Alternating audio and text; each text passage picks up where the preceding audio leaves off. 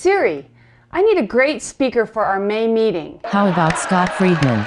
Why Scott Friedman? He's fun, entertaining, doesn't sweat or drool when he speaks. He's inspiring, interactive, and his content is very relevant for business today.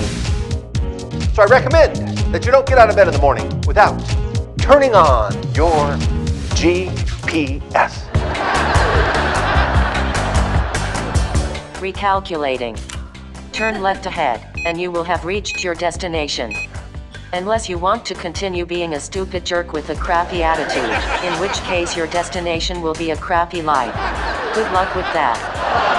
This is really the crux of the Celebrate program, to create a celebration mentality based on inclusivity, gratitude, play, and surprise, keeping your GPS turned on. G51. Is it one of those stock presentations? No, with over 30 years in the industry, Scott prides himself on creating customized material based on the relevant needs of the audience. We define celebration as acknowledging all that is good.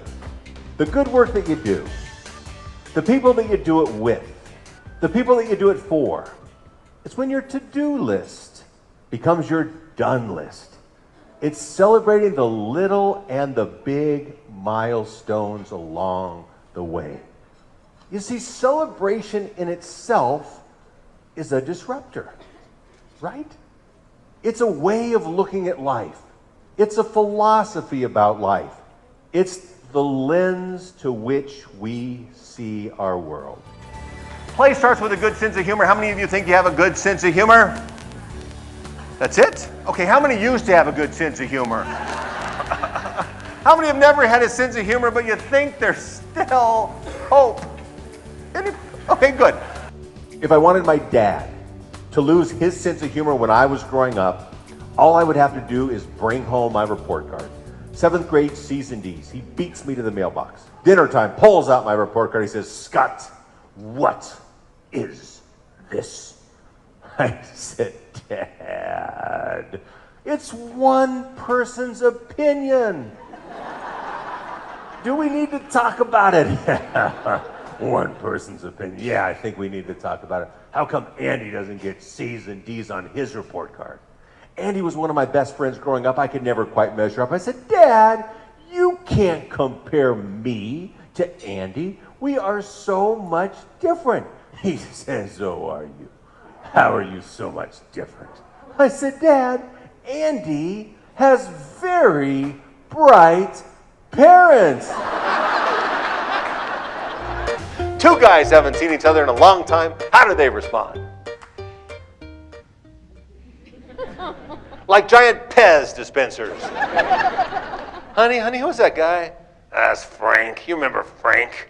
Frank is the guy that gave me the kidney. Hey, Frank, thanks again for the kidney. Have another Pez. The highest form of humor is the ability to laugh at ourselves. If you can laugh at yourself, in a sense what you're saying is that you accept your flaws. We all have them. You accept your foolishness. And you accept your imperfections. And then people can't laugh at you. They have to laugh with you, right? If you can laugh at yourself, you will always have something to laugh at. Everybody wins! Next question. Many people think that celebration at work is a little bit light, but actually it's just the opposite, because it creates engagement. Engagement leads to greater productivity, team performance, and profitability. It truly brings you closer not only to your staff, but your customers as well. You want to create true connection, what do? You tap into what's highest on people's joy list. You surprise them. You build better relationships. You can't be so self-absorbed. We need to think more about other people than we do about ourselves. I think what makes me unique is that in the 30 plus years of doing this globally, speaking in over 25 countries now, that I bring a global perspective and a cultural sensitivity to each program that I give. And I know what relevant value looks like, so I can write customized material for that particular group that means something to them.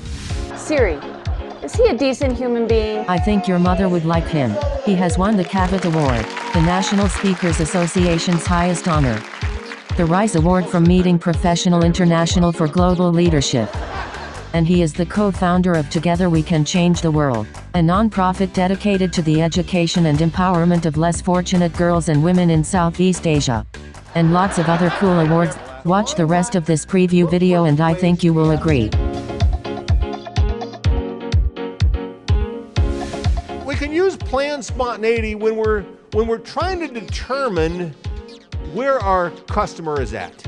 Maybe it's simple. Hey Bill, on a scale of 1 to 10, with 1 being you'll probably never sign, we'll probably never do business together, and 10, you're ready, you're there. Where are you on a scale of 1 to 10? 7, okay? All right, what is it gonna take to make it a 10? What do we need to do to make this deal? It's all how we frame things in our mind. I love Larry Wilson, who wrote the book Changing the Game. He was the youngest member ever of the $1 Million Roundtable for insurance sales. After 1 year in the business, he looked at his numbers, how much he made that first year in the business. And then he looked at the amount of calls that he made, telephone calls. And he found, if you divided those numbers, that every telephone call he made was worth $25. So he knew that at the end of every day, if he made 2 extra sales calls, how much would that be worth to him? $50. This is one sharp group. Yeah, $50. So he would say to himself after every call, thank you for the $25. Thank you for the $25. And we come up with all the reasons in the world why it's not going to work.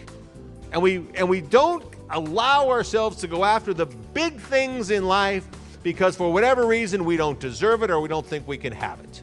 Right? If you believe you have limitations, you do. If you argue for your limitations, they're yours. But the only limitations we really have in life are the limitations we place on ourselves. How big would you dream if you knew you couldn't fail? What would you do if you didn't know you couldn't do it? You see, there's really no such thing as unrealistic goals. Maybe unrealistic time frames. But if you want something bad enough, and you're willing to give up whatever it takes in your life to have it, you'll find a way to make it so. How cool is that?